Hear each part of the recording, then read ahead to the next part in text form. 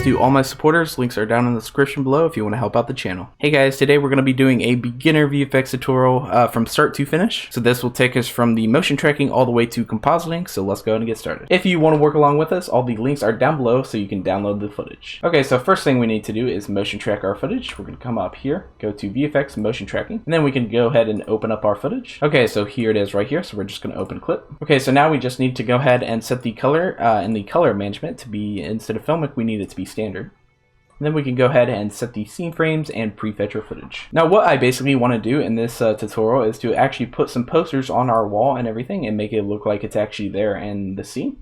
So let's go ahead and do that. First we need to motion track, so let's just set the match to previous frame, normalize, and then in the tracking settings extra we're going to set the correlation to 8.9. Then instead of manually placing markers by holding control and clicking, we can actually have Blender do all the heavy work by hitting detect features. And now we can play around with some of the settings. Come down here, I'm going to set the threshold to a 0.01 and then the distance to an 80, just so we get more markers in our scene. Now with all those selected, we can hold control and press T to have those start tracking. Okay, so you can see that a lot of markers actually made it to the end of the footage. That is looking good. I do see some that are moving around, so if you see any like these two right here that are kind of moving around and sliding or anything, you just want to go ahead and delete those. So I'm just going to delete those like that.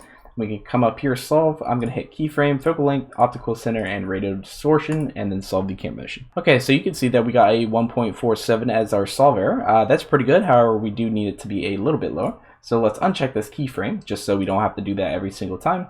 Then clean the tracks. And I'm just going to push the reproduction error up until I get maybe 4 or 5, so something like that. Then delete those tracks, and then we can resolve our camera motion. Okay, so you can see that's already decreased our solve error, so let's do those a few more times. So clean the tracks, reprojection error up, select 4 or 5, delete, and then solve camera motion again. Okay, so I was able to get my solve error down to a 0.27, so that's really good. Now we can go ahead and set up our tracking scene. And we actually need to orientate our scene because you can see none of the marks are actually orientated correctly in our scene right here. So what I'm going to do is define where the wall is going to be. And since we have 3 nice points over here on the wall, we can just use these 3. So I'm just going to select those 3. And in the orientation tab, we can just select wall. And you can see that's actually orientated it pretty nice. So now we are actually done with motion tracking. I'm going to come back out to layout tab. And then I'm just going to delete some things that Blender automatically sets up when we set up a tracking scene. So first, the background, and then the ground layer right here. And then the background view layer we can also delete. And then I'm just going to go ahead and delete the cube, come up to compositing, and delete these 4 nodes. And then plug the image into the image, and then convert to pre-multiply. So now we're actually ready to start adding our posters in our scene. So let's come back out to layout tab. So to actually import those in, I'm going to use an add-on inside of Blender. So to enable it, we're going to come up to edit, preferences, add-ons. And then if we just type in planes, we can see this little add-on pops up. You just want to make sure that this is checked. This comes by default in Blender. So now with that checked, we can hit F3 and then search up images as planes right here. So we're just going to add that in, and we're going to add posters 1 through 3, and then we can just import those in. Now one thing that you do want to make sure is that the posters are going to be on our wall in our scene. And one way to verify that is to actually make sure that the dots that we set to be our wall are on the same plane as our posters. So what I'm going to do is come up here, go to motion tracking, just so we have these little dots back in our scene. If you remember, we use these 3 points as our wall. And so these 3 points right here, if I come to the side view, we can see are basically on this little x-axis right up here. And so we actually don't have to do any work with moving it around. You just want to make sure that your posters are on the same axis as these 3 little dots. Okay, so now that we have that out of the way, let's position these posters. So if you hold Z, you can come down to material preview. So if I want to move these posters around, what I can do is hit G and then shift Y, and that'll actually move the poster around on every axis but the Y axis. And we don't want to move it on the Y axis because then it will look like the poster is floating in midair rather than stuck to the wall. So I'm just going to move some of these around, just make that there. I'm going to move this again, G shift Y to move that up, and then just S to scale. But basically just play around with the posters. However you want to orientate them is fine. Okay, so now let's go into the rendered section. Now there are many things wrong with this. First, we don't have transparency, and also we don't have any light in our scene, so we need to fix both of those.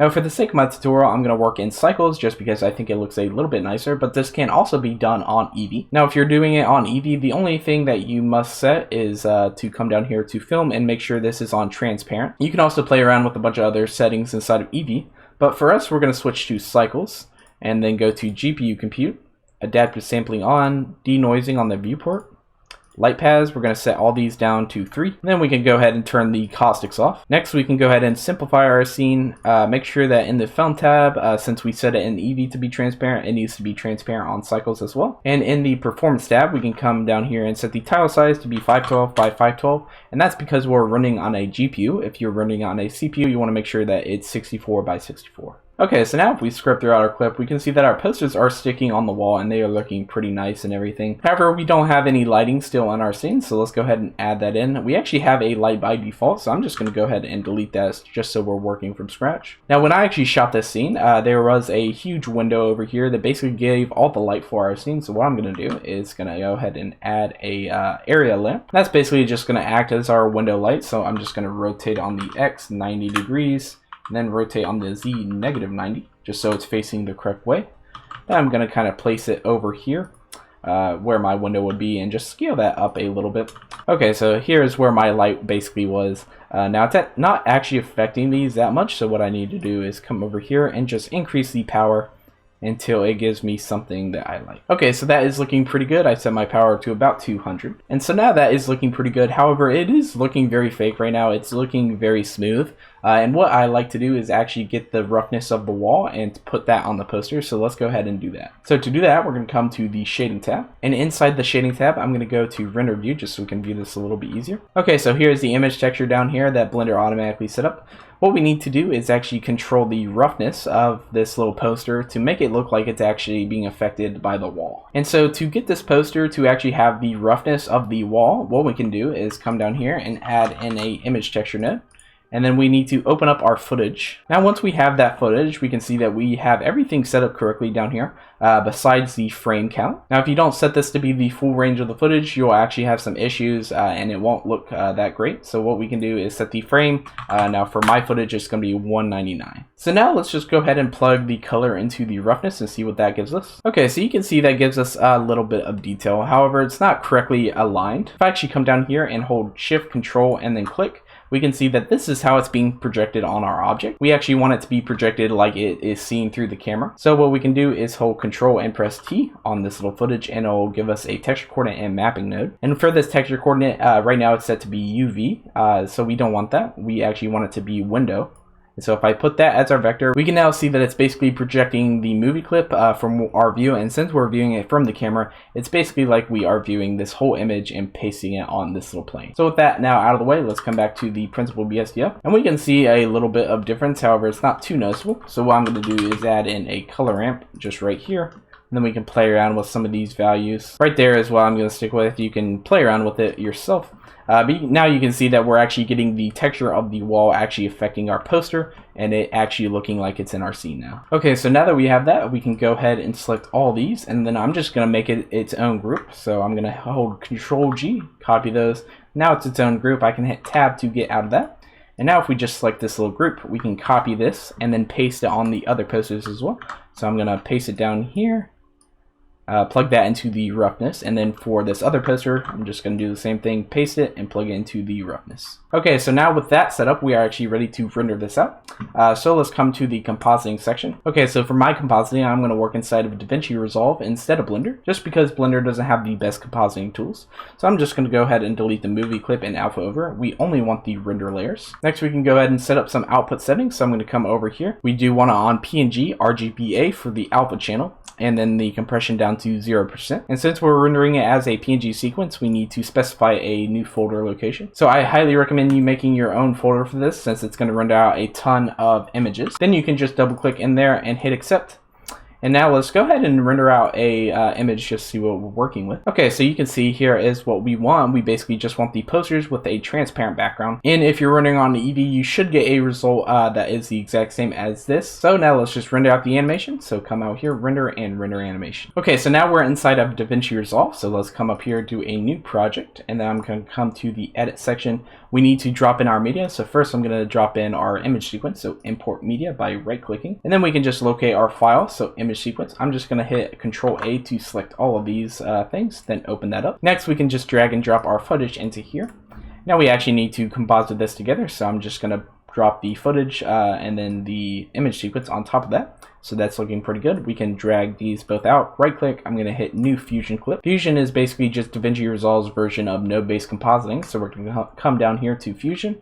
I'm just going to clean this up a bit. Now if I hit 1 over here, you can see that this is our background. So I'm just going to hit F2 to rename that to BG. And the other one I know is going to be our posters. So I'm just going to name this posters. Now there is some stuff that I want to do to actually make this look a little bit more realistic. First thing I want to do is color correct it because it's looking a little weird right now. First thing I want to do is to color correct it just because it's looking a little weird right now. So we can come up to the effects library.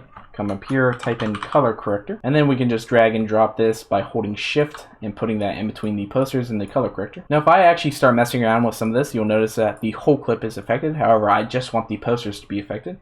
So what we need to do is bring in the alpha channel, and you can do that by hitting this and bringing it down to this little blue caret right here. And now anything I do will only affect the posters. So let's just reset all of that. And what I want to do is up the gamma just a little bit, and maybe the lift just a tiny. Something like that. That's looking pretty good. Next, I kind of want to bring a little shadow to our posters just to blend that in a little bit better. So let's type in shadow up here.